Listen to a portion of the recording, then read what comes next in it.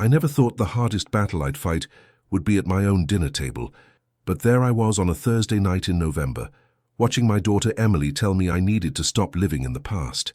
Her husband Brad nodded along like one of those bobblehead dolls you see in car windows, and my son-in-law's expensive watch caught the light from the chandelier I'd helped pay for when they bought this house in Scottsdale 3 years ago. That watch probably cost more than my monthly disability check. I know because Emily had shown me the receipt when Brad bought it, excited about how successful he was becoming in commercial real estate. The dining room was one of those open-concept spaces that real estate agents love. Granite countertops in the kitchen visible from where we sat, stainless steel appliances that probably cost as much as my first car, artwork on the walls that I'm pretty sure came from Home Goods, but Brad talked about like it was from a gallery. Everything was beige and grey, what Emily called modern neutral tones. I called it soulless, but I'd never said that out loud. At least, not until tonight. Dad, you need to move on from the war. Emily's voice had that edge to it, the one she used when she was trying to sound patient, but was actually at the end of her rope.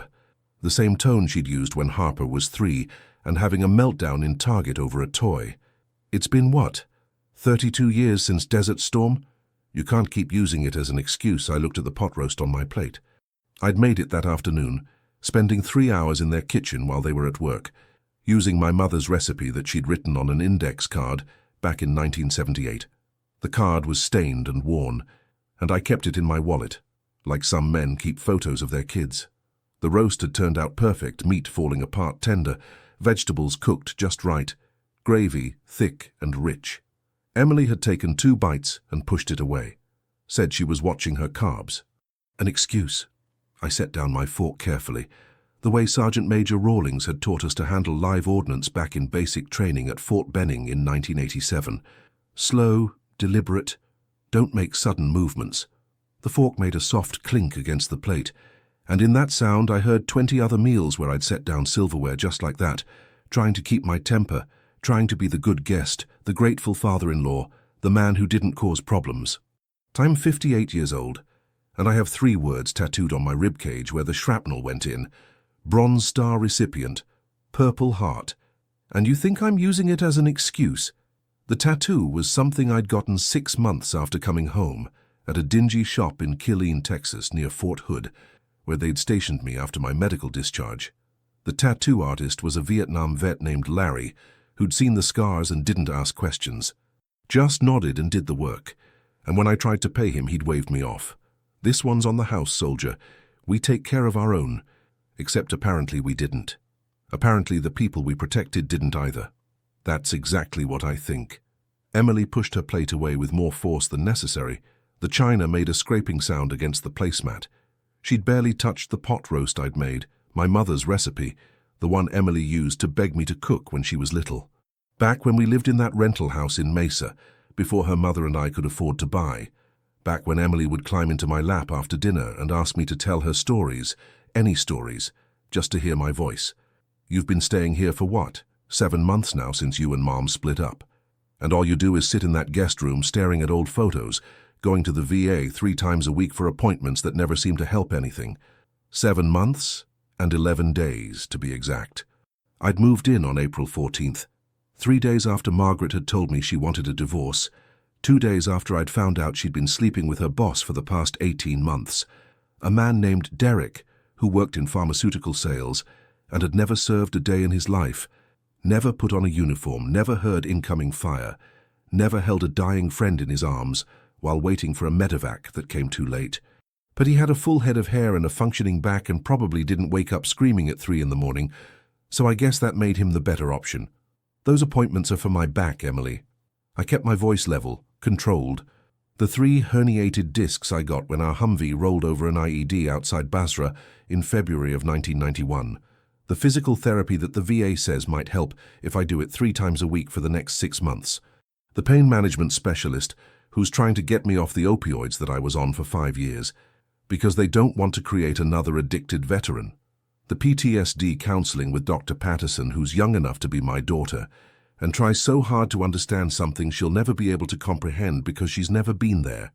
The nightmares that still wake me up at 3 in the morning, covered in sweat, Hearing Staff Sergeant Chen screaming for a medic even though he's been dead for 33 years. Chen had been 24 years old, had a wife back in San Diego and a baby girl he'd never met, born 2 weeks after our convoy left Fort Bragg.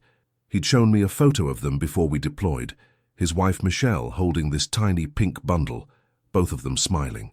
He'd kept that photo in his helmet, and after he died I'd mailed it back to Michelle with a letter I couldn't remember writing. She'd written back once, thanked me for trying to save him. I kept her letter in the same wallet with my mother's recipe card. Couldn't bear to throw it away. Couldn't bear to read it again either. See? That's what I'm talking about. Brad finally spoke up, leaning forward with his elbows on the table like he was about to close a real estate deal.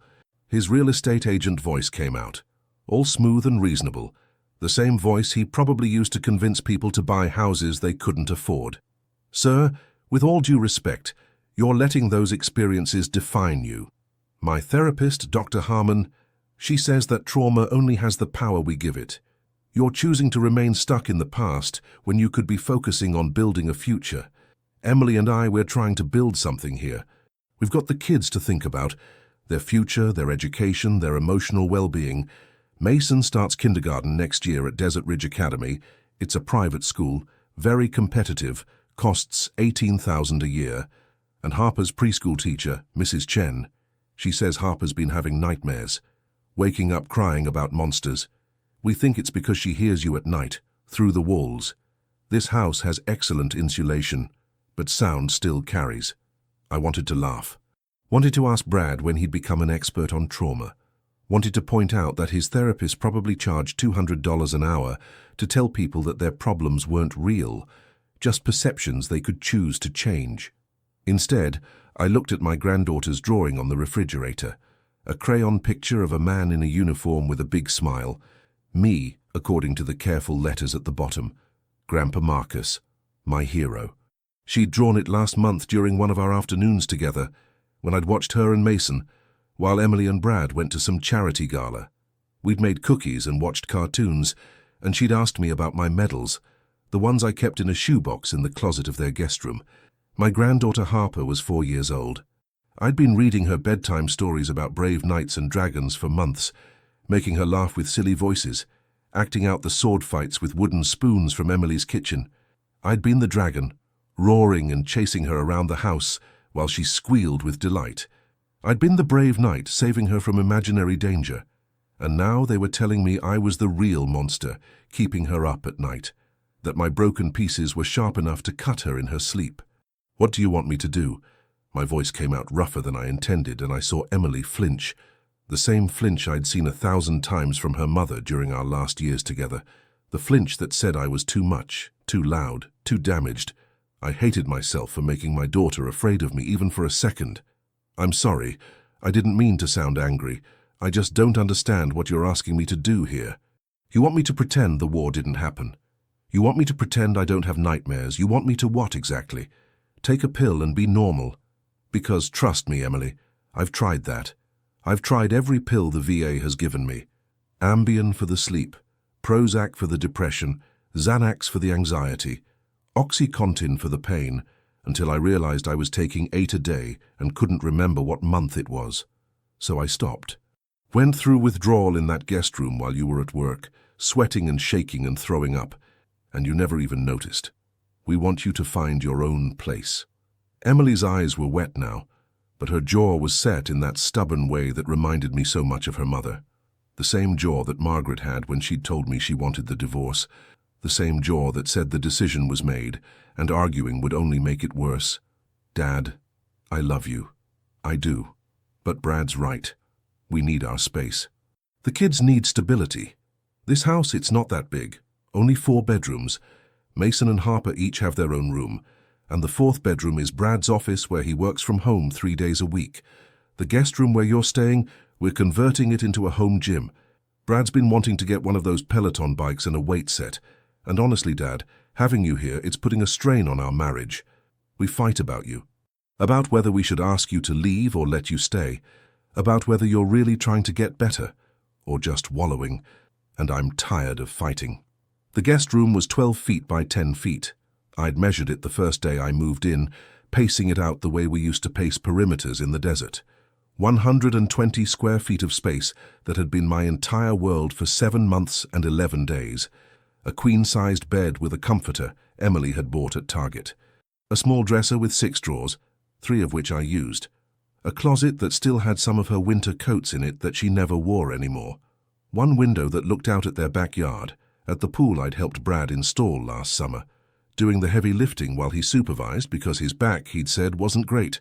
Funny how his back was fine for golf, but not for digging. How much of a strain could I be putting on your marriage when I barely see you?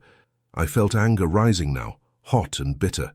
Felt it the way I used to feel it in the desert, when supply would forget to send us something critical and we'd have to make do. The anger of being disposable, forgettable, less important than whatever was actually important. I'm in that room most of the time, trying to stay out of your way like some kind of ghost haunting his own daughter's house. I cook dinner twice a week, and you eat maybe half of it before throwing the rest away. I watch the kids when you need me to, usually with less than an hour's notice when your sitter cancels or you want to go out. I gave you $15,000 from my disability settlement to help with the down payment on this place 3 years ago. Money I got for breaking my back in service to this country. Money that was supposed to last me for my future, whatever that means. And now you're converting my room into a gym. We didn't ask for that money, Brad said quickly, but his ears went red the way they always did when he was lying or embarrassed. That telltale flush that crept up from his collar. You offered it, Marcus. You said you wanted to help us get into a good neighborhood, into a house with good schools nearby. We were grateful, but that doesn't mean you get to hold it over our heads forever. I'm not holding it over anyone's head. I'm stating a fact. I gave you $15,000. I cook, I clean, I babysit. I pay you $600 a month toward groceries and utilities, which is probably more than I actually use, since I eat 1 meal a day with you and spend the rest of my time trying to be invisible. And somehow I'm still the problem here. Emily stood up from the table, her chair scraping against the hardwood floor that I'd helped them install, spending a weekend on my knees with the rental equipment while Brad was at some sales conference in San Diego. Her hands were shaking. I need you to be out by the end of the month, she said, and her voice broke. That gives you 2 weeks, Dad. 2 weeks to find a place. I'm sorry, but this is what's best for everyone, for the kids, for me and Brad, and honestly, maybe for you too. Maybe you need to be in a place of your own, somewhere you can focus on healing without worrying about bothering us. The end of the month, November 30th, 2 weeks, 14 days, 336 hours. I did the math automatically, the way I used to calculate ammunition counts and water rations. 2 weeks to find an apartment I couldn't afford with money I didn't have. 2 weeks before I'd be out on the street, or in some weekly rate motel off the I-17, with stained carpets and neighbors who'd steal your copper wiring if you weren't careful. That night, I lay in the guest room that had been my home for 7 months and 11 days, staring at the ceiling that I'd painted for them last May, when Emily said the white was too stark, and she wanted something warmer. We'd gone to Home Depot together, and she'd picked out a color called Accessible Beige, which I'd thought was ironic given current circumstances. I'd spent 6 hours on a ladder, my back screaming, doing the cutting in around the edges, while she stood in the doorway and told me I was doing great, that it looked perfect. Now that ceiling was going to look down on Brad's weight bench and his Peloton bike. I'd left my wife, Margaret, after 34 years of marriage because she'd been having an affair with her boss for 18 months, maybe longer. Found out when I'd stopped by her office to surprise her for lunch and saw them through the window of the conference room, her head on his shoulder, his hand in places it had no business being. When I'd confronted her that night, she didn't even try to deny it. Just looked at me with these tired eyes and said I'd been emotionally unavailable since 1991. Said she'd tried for years to reach me, to get me to talk about what was wrong, but I'd just shut down, built walls, become someone she didn't recognize. Maybe she was right. Maybe I had been. Maybe whatever had come back from that desert wasn't the same Marcus Bennett who'd left. Maybe the real Marcus had died with Chen and the others, and what came home was just a shell going through the motions, trying to remember how to be human. Margaret had deserved better than that. Emily deserved better than that. Maybe everyone did. I had $843 in my checking account. I checked the balance that afternoon on my phone. standing in Emily's kitchen while making the pot roast nobody wanted. $843.17 to be exact. The 17 cents felt especially cruel, like the universe was mocking me. My disability check was $1,900 a month, deposited on the first like clockwork. I'd been giving Emily $600 to help with expenses, because that seemed fair, seemed like the right thing to do. $50 a week for groceries that I barely touched, another $50 for utilities, another $100 for just existing in their space. The rest went to my truck payment, my phone bill, my co-pays at the VA, gas, the occasional dinner out that I always ate alone because I didn't have anyone to eat with. My truck was a 2009 Ford F-150 with 192,000 miles on the odometer and a transmission that was making concerning noises every time I shifted into third gear. The check engine light had been on for 6 months. The air conditioning only worked on the highest setting. The driver's side window stuck halfway down, but it was paid off finally after 9 years of payments, and it was mine. That truck and a footlocker full of uniforms and medals I never looked at, and a duffel bag of clothes that had seen better days. My friends from the war were either dead, divorced and scattered across the country, or dealing with their own demons and couldn't handle mine too. Jimmy Rodriguez was in a VA home in Albuquerque with traumatic brain injury from a mortar attack. Dave Thompson had eaten his gun in 2008, left a widow and 2 kids who probably wondered every day why their dad chose not to stick around. Mike Foster was in prison in California for assault, couldn't control his temper, couldn't adjust, couldn't make it work. The ones who'd made it, the ones who'd figured out how to integrate back into civilian life, they'd moved on, had families and jobs, and didn't want to be reminded of what we'd gone through. At 58 years old, with a broken back and broken brain and no place to call home, I was about to be homeless because I couldn't move on from the war, because 32 years wasn't long enough, because my daughter needed space for a home gym. The next morning, Thursday, November 17th, I went to the VA hospital in Phoenix for my weekly appointment with Dr. Patterson. She was my therapist, assigned to me 6 months ago when my old counselor, a Vietnam vet named Frank, who actually understood, had retired and moved to Oregon to be closer to his grandkids. Dr. Patterson looked about 12 years old, though I knew she was probably in her early 30s. Fresh out of her PhD program, eager to help, full of theories and treatment modalities and evidence-based practices that had never been tested in actual combat. She meant well. That was the hardest part.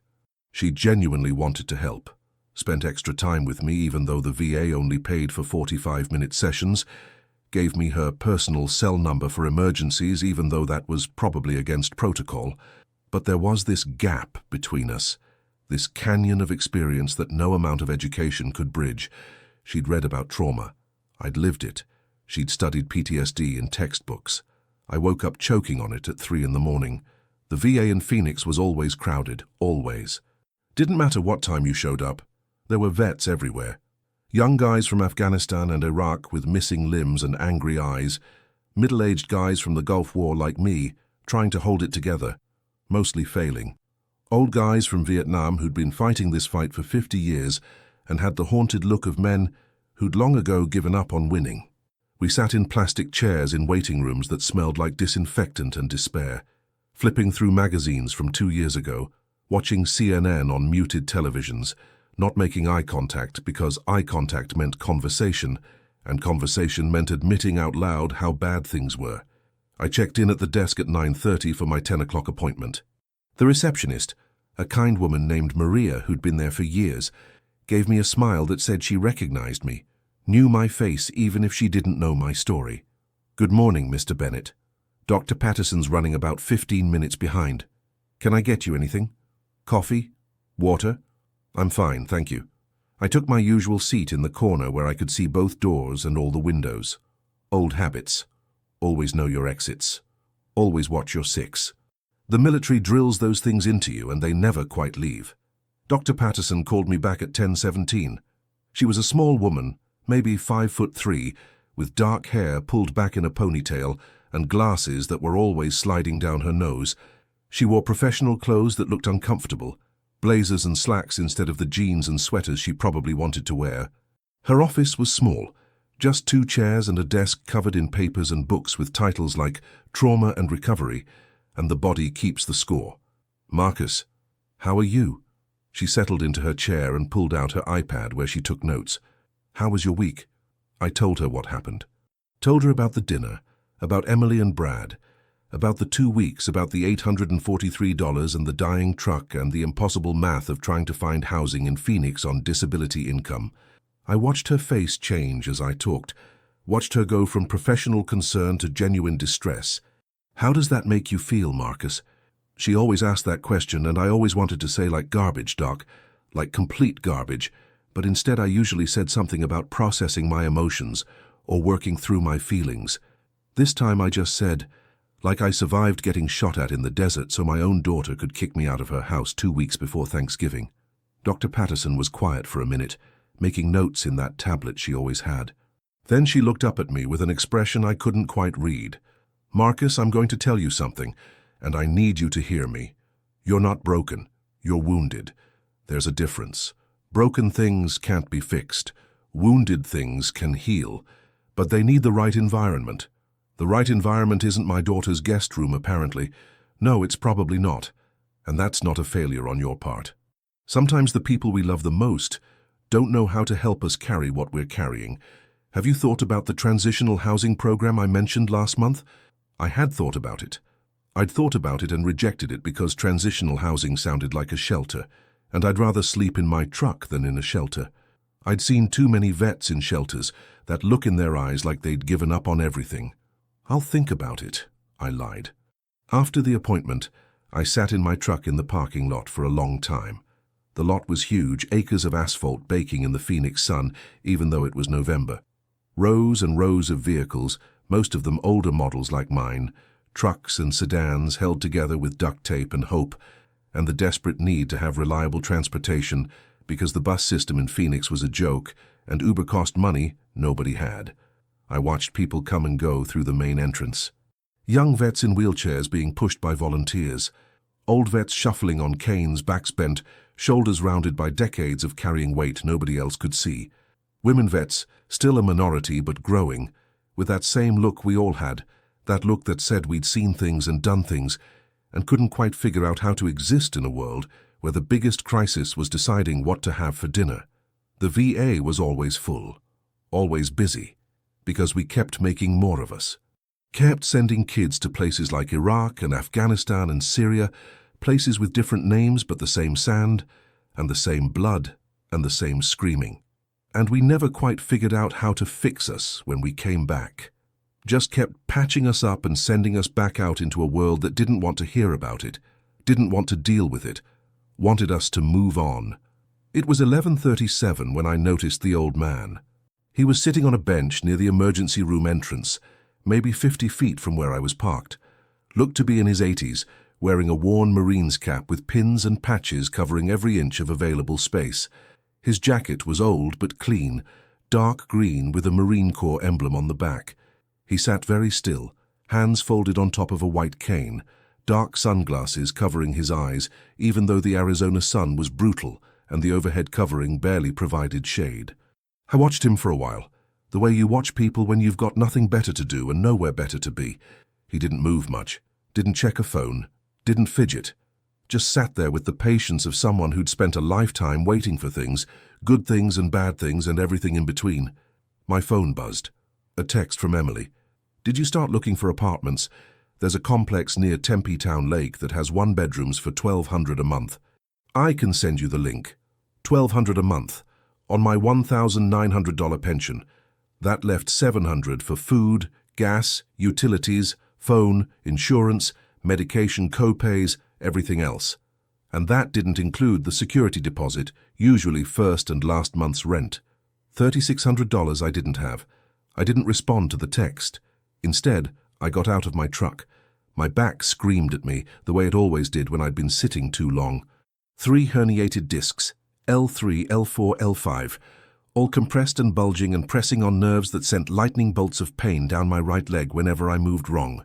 The VA doctor said I was a candidate for surgery, but surgery meant 6 months of recovery, and no guarantee it would help and a chance it could make things worse. So I lived with it. Took ibuprofen until my stomach burned. Did the physical therapy exercises that Dr. Chen, different from Staff Sergeant Chen, had shown me. Tried not to think about how I used to be able to run 5 miles in 40 minutes with a 60-pound pack. I walked over to the bench. The old man's head turned slightly as I approached, tracking my movement even though his eyes were covered.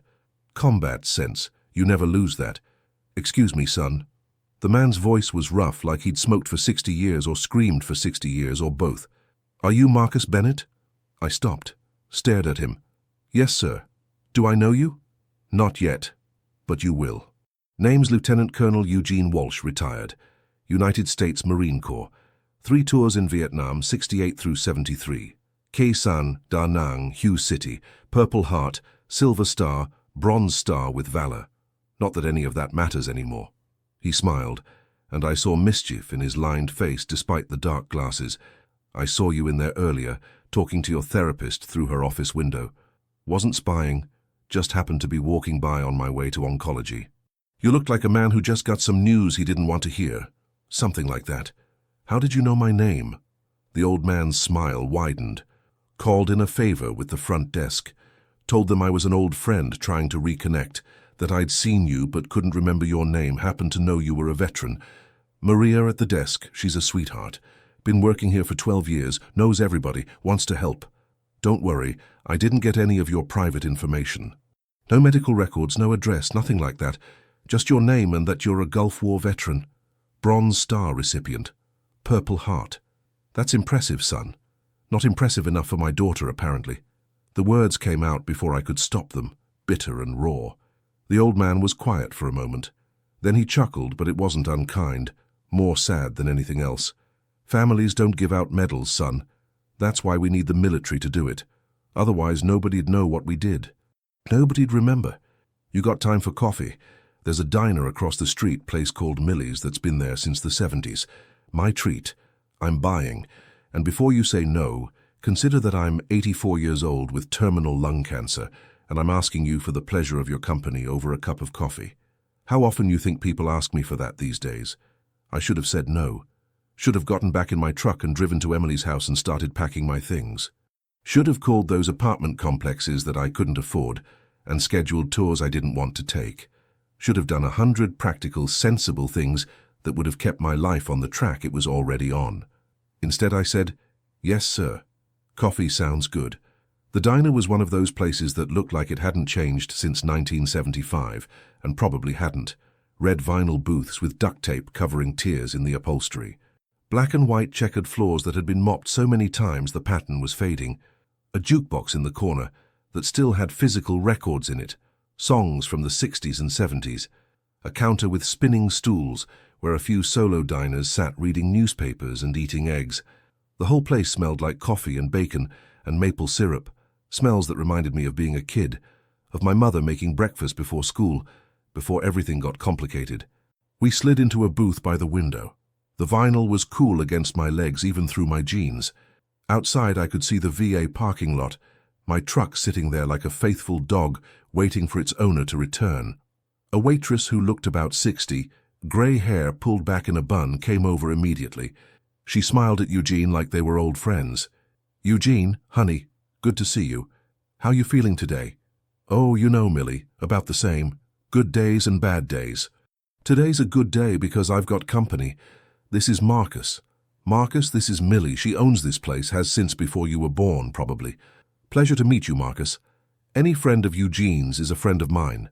What can I get you, boys? Just coffee for me, I said. Make it 2 coffees, Eugene said. And Millie, bring us some of that apple pie if you've got any left from yesterday. 2 slices. Coming right up, honey.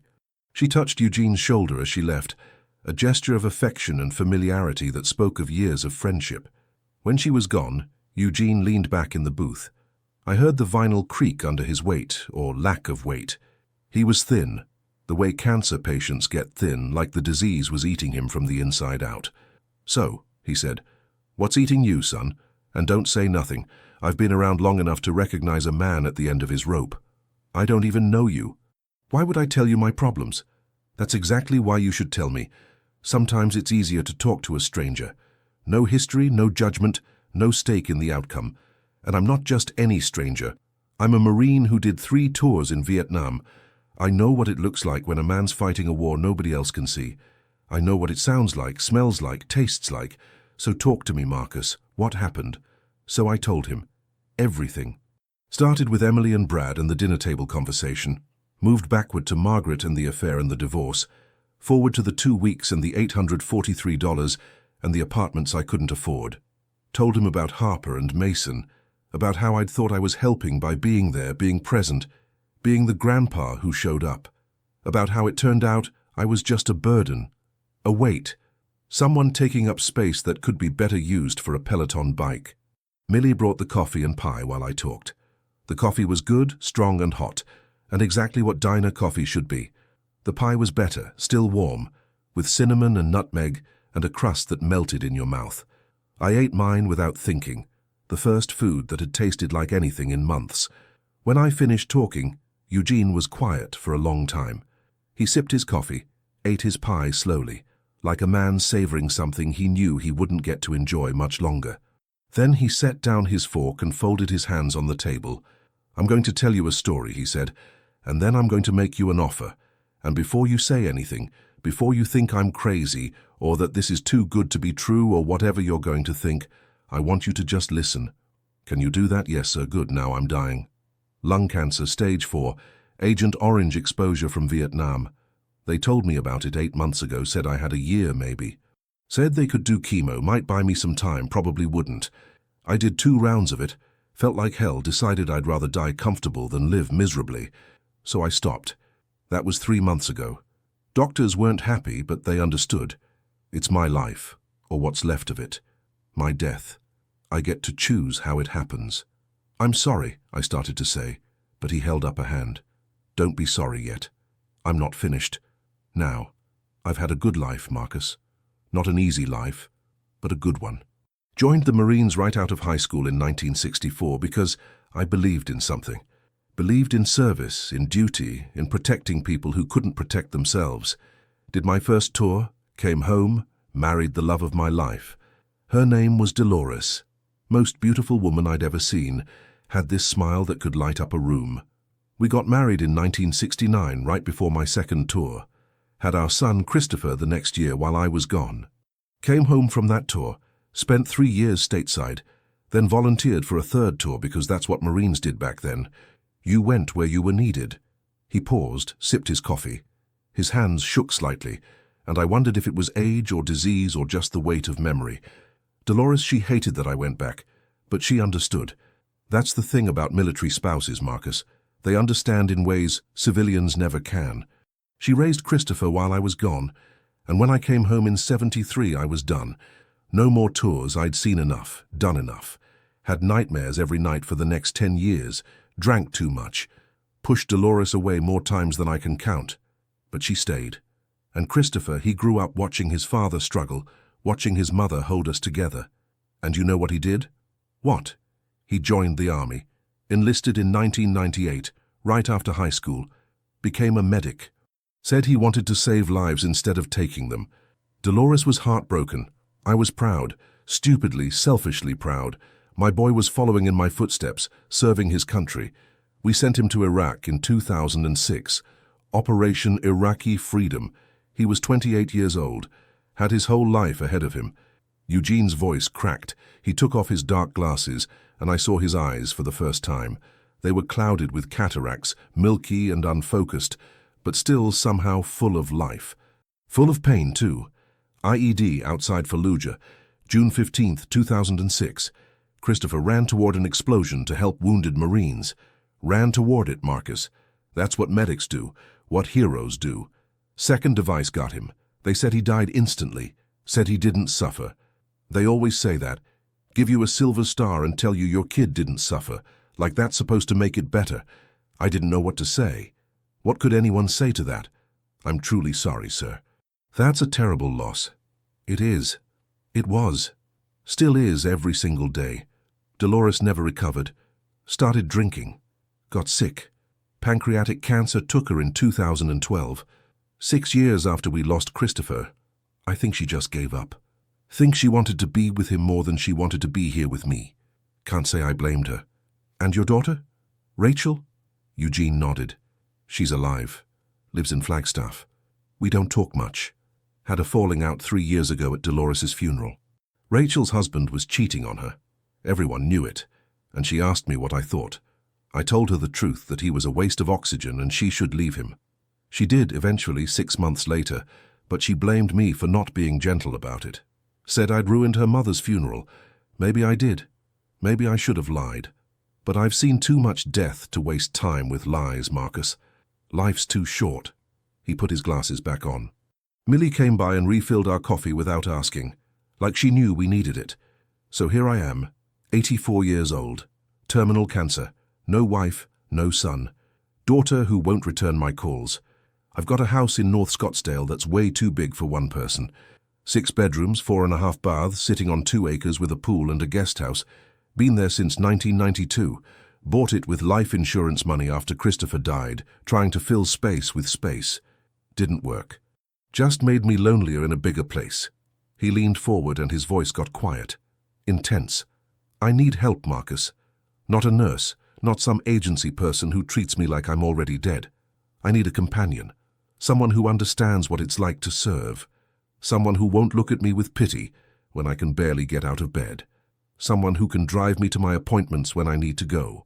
Someone who'll sit with me and talk about things that matter, or sit with me in silence when words don't work.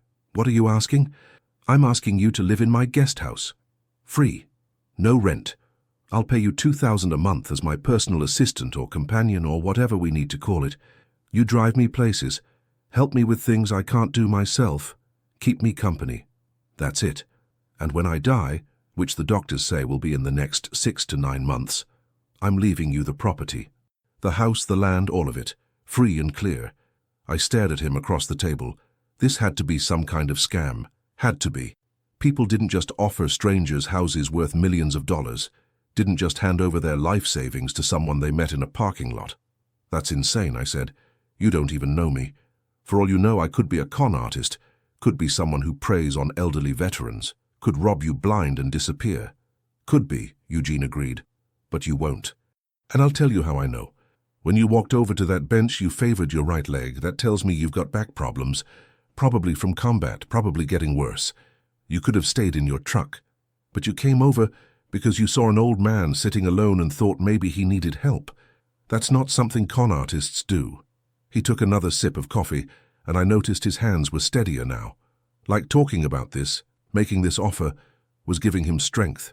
Second, you called me sir 3 times since we sat down. That's respect, Marcus. That's training that goes bone deep. Third, when Millie brought the pie, you waited for me to start eating before you touched yours. Military courtesy. You don't even realize you're doing it, but I notice. And fourth, most important, when I told you about Christopher, about how he died, I saw something in your eyes. Recognition. Pain. You've lost people too. You know what that costs. A con artist would have pretended to care. You actually do. But you don't know anything about my life, my history.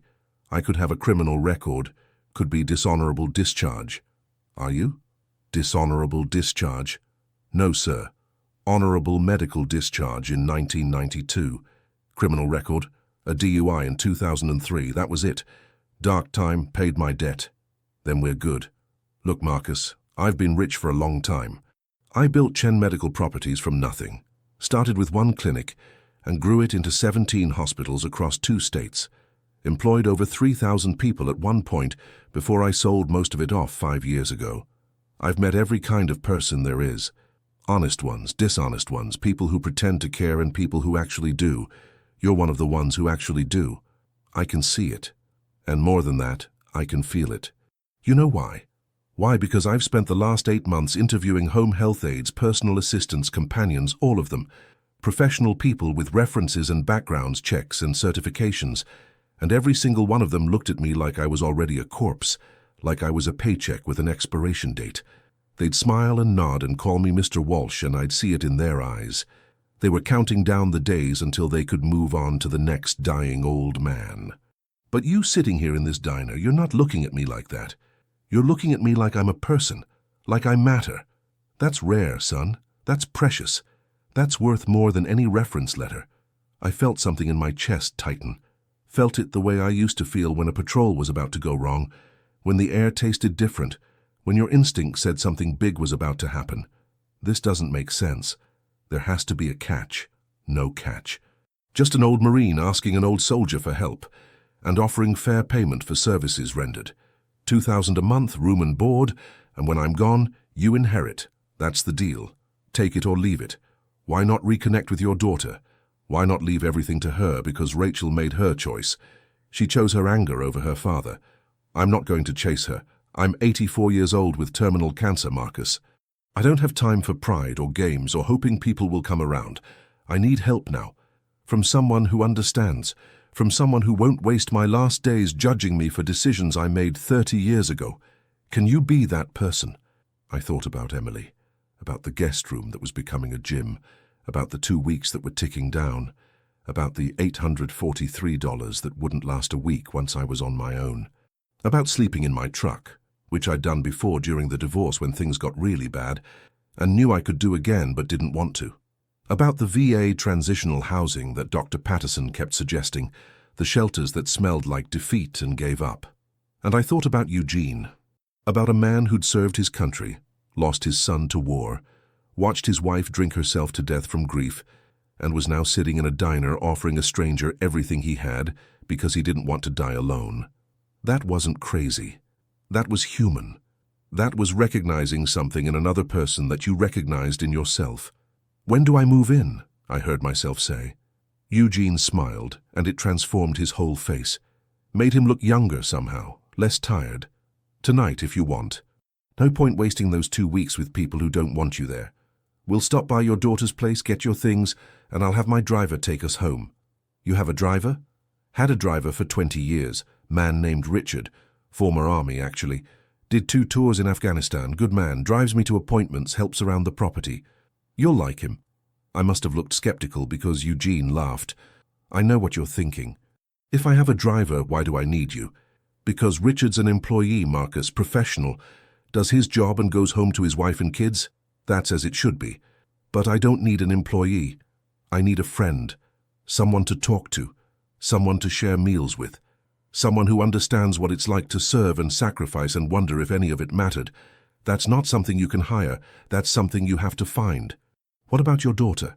If she finds out you're leaving everything to a stranger, she'll contest the will. Let her try. I've got lawyers who've been with me for 30 years. They'll make sure my wishes are honored. And honestly, Marcus, if leaving you the house is what it takes to wake Rachel up, to make her realize she should have been there, then maybe that's the lesson she needs to learn. Sometimes people don't know what they've lost until it's gone. We finished our coffee. Eugene paid the check with cash, left Millie a $20 tip on a $12 bill. She hugged him on the way out, whispered something in his ear that made him nod. Outside, the Phoenix sun was high and hot, and I realized my life had just changed completely in the space of an hour over coffee and apple pie. That evening, I packed my truck while Emily and Brad watched from the kitchen window. I didn't have much. Clothes, books, the framed flag from my father's funeral when I was 19, photos of Emily as a kid, a box of medals and citations I never looked at, the Bowie knife Sergeant Major Rawlings had given me before he retired in 1998. Emily came out as I was loading the last box. Her arms were crossed, and she looked cold even though it was 65 degrees. Where are you going?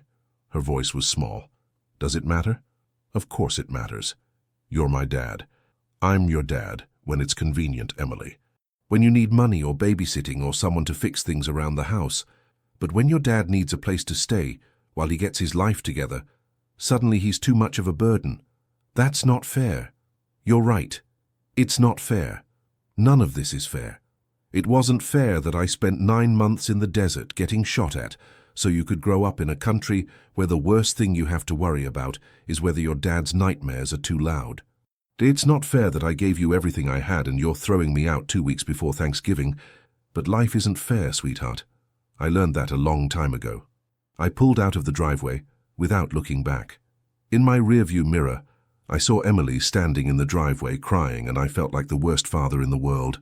But I kept driving. Eugene's house was in a neighborhood I'd never been able to afford. Gates, security, houses that looked like they belonged in magazines. His was at the end of a cul-de-sac, a sprawling ranch-style place with a 3-car garage and landscaping that must have cost a fortune to maintain. The guest house was out back, past the pool.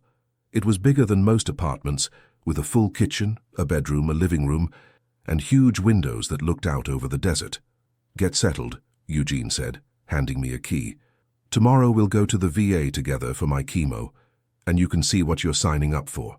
And Marcus, one more thing. I don't need you to be perfect. I just need you to be honest. Can you do that? I can try. That night, lying in a real bed in a quiet room that smelled like clean sheets and desert air instead of someone else's house and someone else's judgment, I slept for 6 hours straight without waking up. No nightmares, no cold sweats, just sleep." The next morning, Eugene knocked on the guest house door at 7:30. He looked smaller in regular clothes instead of the jacket, frailer, but his eyes were sharp. "Ready for your first day?" The VA was different when you went with someone else, less lonely somehow. We checked in at the cancer center, and I watched Eugene joke with the nurses who all clearly loved him. He introduced me as his nephew and nobody questioned it. The chemo took 3 hours. I sat beside Eugene and read him articles from the newspaper, stories about local politics and sports and everything, except the wars we kept fighting overseas. When he threw up in the bathroom afterward, I stood outside the door and pretended not to hear, giving him his dignity. On the drive home he was quiet for a long time. Then he said, "Christopher was 28 when he died. IED outside Fallujah. He was a medic. Ran toward an explosion to help someone, and the second device got him. They gave him a silver star posthumously. I keep it in a drawer because I can't stand to look at it. I'm sorry. Everyone's always sorry. Sorry doesn't bring him back. Dolores, my wife, she wanted me to be angry at the war, angry at the military, angry at Bush and Cheney and everyone who sent our kids over there. But I couldn't be angry at that. I was angry at myself. For what? For teaching him that service mattered. For raising him to believe that running toward danger was what good men did. For being so damn proud when he enlisted that I didn't even try to talk him out of it. What kind of father does that? The kind who raised a hero, I said quietly. The kind who gave his son values worth dying for. That doesn't make it hurt less, sir. But it matters. Eugene wiped his eyes. You're going to do fine here, Marcus. Just fine. The weeks turned into months. Eugene's chemo was brutal. Some days he was strong enough to walk the property with me, telling me stories about Dolores and Christopher and Rachel, about Khe Sanh and Da Nang, and things he'd never told anyone. Other days he couldn't get out of bed, and I'd sit with him, reading or just being there. I started to understand that this wasn't just charity. Eugene needed me as much as I needed him, maybe more. We developed routines. Breakfast at 8, me cooking eggs the way he liked them, slightly runny. Morning walk if he felt up to it. Lunch at noon. Afternoons he'd rest while I took care of the house, the pool, the yard work that the regular service missed. Dinner at 6, usually something simple, soup or sandwiches or takeout on days when neither of us felt like cooking. Evenings we'd sit on the back patio and watch the sun set over the desert, not talking much, just being. My nightmares got less frequent. Not gone, but less. Doctor, Patterson said it was because I had purpose again, something beyond just surviving day to day. Emily called once a week at first, then once every 2 weeks, then not at all. I didn't call her either. The hurt was too fresh, too raw. In February, 4 months after I'd moved in, Eugene's daughter Rachel showed up unannounced. I answered the door to find a woman in her 50s, expensive suit, expensive car in the driveway. Expensive everything. Her face was hard. Who are you? Marcus Bennett. I'm helping your father. Helping him how exactly? Driving him to appointments, keeping him company, general assistance. She pushed past me into the house. Where is he? Resting. His chemo was yesterday, and he's still recovering. I need to see him. Eugene appeared at the top of the stairs, moving slowly. His hair had thinned from the chemo and he'd lost 30 pounds, but he stood straight. Rachel, what are you doing here? I could ask you the same thing, Dad. I got a call from your lawyer saying you updated your will, that you're leaving everything to some stranger named Marcus Bennett. Is that him? She pointed at me like I was evidence in a crime scene. That's him, and he's not a stranger. He's been here 4 months taking care of me while you've been too busy being angry about something that happened 3 years ago. You told me my husband was cheating on me at Mum's funeral, Dad. At her funeral. Because he was. You asked me what I thought and I told you the truth. Was I supposed to lie to make you comfortable? You could have been kind about it. I was kind. Kind would have been letting you figure it out on your own after wasting another 5 years on that waste of oxygen. You divorced him 6 months later, so I was right, wasn't I? Rachel's face crumpled, and suddenly I saw the resemblance to Eugene. The same stubborn jaw, the same eyes that held too much pain. That doesn't make it okay. No, Eugene said, coming down the stairs one slow step at a time. It doesn't.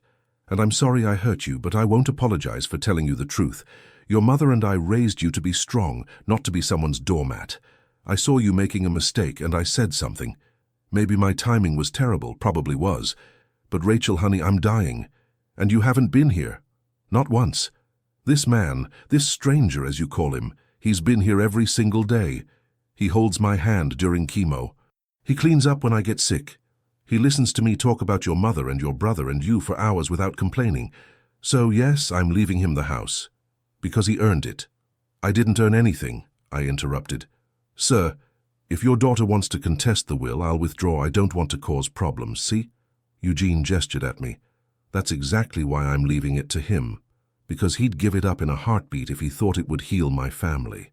Rachel, your mum would have loved him. Rachel looked at me for a long moment. Then she said, what branch? Army? 1st Infantry Division, Desert Storm. My brother was Army. 2nd Infantry. Iraq. I know. Your father told me about Christopher. I'm sorry for your loss. Are you really taking care of him? Or are you scamming an old man? I'm really taking care of him. And for what it's worth, he talks about you all the time. Misses you. Wishes you'd call. Then why doesn't he call me? Same reason you don't call him, I said. Pride, pain, fear of rejection. The usual reasons families fall apart. Rachel stayed for dinner that night. It was awkward at first, full of long silences and careful topics, but by dessert she and Eugene were laughing about something from when she was a kid. She left with tears in her eyes and a promise to come back next week. She kept her promise, started coming every Sunday. Sometimes we'd all have dinner together. Sometimes she and Eugene would talk alone while I gave them space. The wall between them didn't come down overnight, but brick by brick, it started to crumble. In April, Eugene's cancer got worse. The doctors said it had spread to his liver, his lungs. There was nothing more they could do. We set up hospice care in the house, but most of the actual care fell to me. I didn't mind. By then, Eugene felt like the father I'd never really had. My own dad died young. Heart attack at 42 before I really knew him. Eugene filled that space. One night in late May, I was sitting with him. He could barely talk by then, the cancer eating him from the inside out. But he was lucid. Rachel had just left after spending the afternoon reading to him from his favorite book, All Quiet on the Western Front. Marcus, he whispered, come here. I moved closer, taking his hand. It felt like paper, like it might crumble if I squeezed too hard. I need to tell you something about the will. Sir, we don't need to talk about that now. Yes, we do. Because you need to know. I'm not leaving you this house because you took care of me. I mean, you did, and I'm grateful. But that's not why. Then why? Because you reminded me why I fought in the first place. All those years in Vietnam, watching friends die, coming home to people who spit on us and called us baby killers. I lost sight of why it mattered. Started thinking maybe we were the bad guys after all. Then Christopher died, and I thought, what was the point? What did any of it mean? Eugene coughed, and I helped him sip water. He waved me off when I tried to give him more. But then I met you, and I saw a man who gave everything, who served with honor, who got treated like garbage by the people he protected. And you weren't bitter. You were hurt, yeah, but not bitter. You still believed service mattered. You still believed in something bigger than yourself. That's rare, son, that's precious. So I'm leaving you this house because I want you to build something here. I want you to remember that what we did mattered, that who we are matters, that we're not just broken pieces of men nobody wants around. We're warriors who earned our rest. Can you do that for me? Can you remember that? I will, I promised. I'll remember. He smiled and closed his eyes. I thought he'd fallen asleep, but then he said, one more thing, call your daughter. Life's too short for pride, trust me on that. Eugene Walsh died 3 days later on a Tuesday morning with Rachel and me both holding his hands. The hospice nurse said it was peaceful. I think he'd just finally let himself rest. The funeral was full.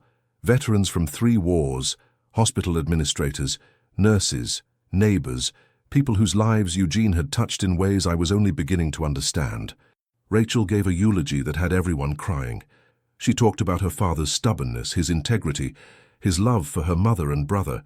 She talked about how he'd given a stranger a home, and how that stranger had given him back his daughter in return. I didn't speak, didn't trust myself to get through it without breaking down. But I stood with the honor guard when they folded the flag, and I saluted when they played taps, and I thought about how a chance meeting in a parking lot had saved my life in ways Eugene would never know. The will reading was the following week. Rachel already knew what was in it. Eugene's lawyer, a sharp woman named Patricia Morrison, read through the bequests. Donations to veteran charities, money for Rachel, funds for Christopher's widow, who I'd never met. And then the house. All 2 acres, the main house, the guest house, the pool, everything. To me. Rachel didn't contest it. When the reading was done, she came over and hugged me. "He was right about you," she said. "Take care of the place. And Marcus, thank you for giving me back my dad before it was too late. I moved into the main house a month later. Couldn't stand to stay in the guest house without Eugene there. The place felt too big, too empty. But slowly, I started to make it mine. I kept Eugene's study exactly as he'd left it, his books and photos and Christopher's silver star still in that drawer. But I repainted the kitchen, updated the furniture, turned one of the spare bedrooms into a woodworking shop because I needed something to do with my hands. Emily called in August. I almost didn't answer, but something made me pick up. "Dad," her voice was small, "I heard about your friend passing. I'm sorry. Thank you." Silence on the line. Then, "I'm sorry about last year. About asking you to leave. Brad and we've been having problems. He moved out last month. We're getting divorced. I'm sorry to hear that. Are you? Because I wouldn't blame you if you weren't. I'm not happy about it, Emily. You're my daughter. I want you to be happy. But I'm not going to lie and say I liked Brad or thought he was good enough for you." She laughed, but it sounded like crying. "Nobody ever is good enough for me, according to you. That's not true. I just want you to be with someone who sees you the way I see you. Smart, capable, strong. Brad saw you as an accessory to his perfect life. The kids miss you. Harper asks about you all the time. Wants to know when Grandpa's coming back. That hurt worse than anything. I miss them too. Could you come by sometime, for dinner maybe? Nothing fancy. I want to try again, if you're willing." I thought about Eugene's last words. Life's too short for pride. I thought about Rachel and how much she would have given to have one more dinner with her father before it was too late. How about this Sunday? Really? Really? But Emily, I need you to understand something. I can't be the version of me you want me to be. The war changed me. It's always going to be part of me. If you need me to pretend it didn't happen, I can't do that. I don't want you to pretend anything, Dad. I just want my father back. The real one. Not the version I made up in my head who was supposed to be easy and convenient. Then Sunday it is. That Sunday, I drove to Emily's house for the first time in 9 months. She'd moved to a smaller place, a townhouse in Tempe. Harper ran to meet me at the door, her blonde hair flying, and she wrapped her arms around my legs and wouldn't let go. "Grandpa, Grandpa, I missed you so much." "I missed you too, Pumpkin. More than you know." Mason was more reserved, 8 years old now and not sure what to think of me. But during dinner he asked me about the war. Really asked. Not the way adults do when they're trying to be polite. "Were you scared?" "Every single day," I told him honestly. "But that's okay. Being brave doesn't mean you're not scared. It means you're scared and you do it anyway. Like when I have to give a presentation at school. Exactly like that." Emily and I didn't talk much during dinner. Didn't need to. The kids filled the space with chatter and laughter, and I felt something in my chest unclench that had been tight for so long I'd forgotten what it felt like to breathe properly. After the kids went to bed, Emily and I sat on her small patio with glasses of wine. "I looked you up," she said, "after you left. Found an article about a Marcus Bennett who received a Bronze Star for pulling 2 soldiers out of a burning Humvee outside Basra. That was you, wasn't it? That was a long time ago. You never told me. Never told me any of it. All I knew was that you went to war and came back different because you were 10 years old, Emily. What was I supposed to tell you? About the friends I watched die? About the things I had to do? About how I still see their faces every time I close my eyes? I would have understood eventually. I'm 33 now, Dad. I can handle the truth. Can you? Because the truth is that I came back from that war, broken in ways that can't be fixed. The truth is that I tried for years to be the father you deserved and the husband your mother deserved, and I failed at both. The truth is that getting kicked out of your house last year was the best thing that ever happened to me because it led me to Eugene. And Eugene reminded me that I'm still worth something even if I'm damaged goods. Emily was crying now. You're not damaged goods. You're my dad. I'm both. And you need to decide if you can live with that. Because I'm done pretending to be okay when I'm not. I'm done making myself small so other people are comfortable. Eugene taught me that in the time I knew him. Life's too short to waste it being someone you're not. Who was he? This Eugene. So I told her. Everything. The parking lot, the guest house, the chemo appointments, the conversations that saved my life. Eugene's cancer, his son, his daughter, the inheritance that I still couldn't quite believe was real. When I finished, Emily said, I want to meet Rachel, your friend's daughter. I think I need to apologize to her. For what? For not appreciating what I had before I lost it. She got a second chance with her father. I almost threw mine away. You didn't throw me away. We just needed some distance to figure things out. Did we figure it out? I think we're getting there. That was 2 years ago. Emily and I have dinner together once a week now. The kids spend every other weekend at the house, swimming in the pool, helping me in the wood shop.